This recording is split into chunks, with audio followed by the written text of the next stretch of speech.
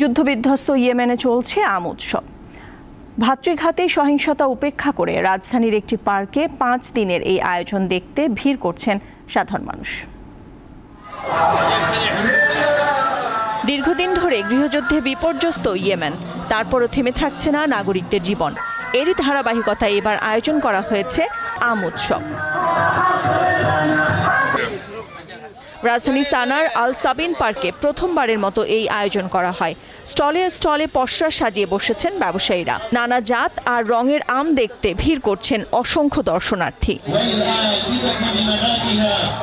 আম উৎপাদনের সঙ্গে জড়িত কয়েকটি প্রতিষ্ঠানও স্টল দিয়েছে। আয়োজকরা জানান, ইয়েমেনের এই ফল অন্যান্য দেশেও পৌঁছে দিতে চান তারা।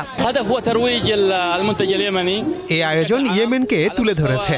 উৎসবটি করতে পেরে আমরা খুবই আনন্দিত। আমরা কৃষকদের উৎসাহিত করি, তারা কষ্ট করে ফল উৎপাদন করে। ইয়েমেনি জনগণের জন্য গর্বের উৎসব এটি। উৎসবের লক্ষ্য ফলগুলোকে পরিচিত করা, বিশ্বজুড়ে নতুন বাজার সৃষ্টি ও একটি আম প্রক্রিয়াকরণ প্ল্যান্ট স্থাপন করা।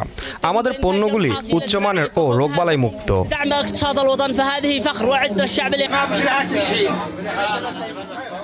ইয়েমেনে 200 বছরের বেশি সময় ধরে আম হচ্ছে। সেখানে প্রায় 20 লাখ গাছ রয়েছে বলে জানায় general authority for agricultural and rural development. প্রতি বছর উৎপাদন হয় 4 লাখ টনের মতো। নাদিরা জাহান, দীপ্ত বার্তা কক্ষ।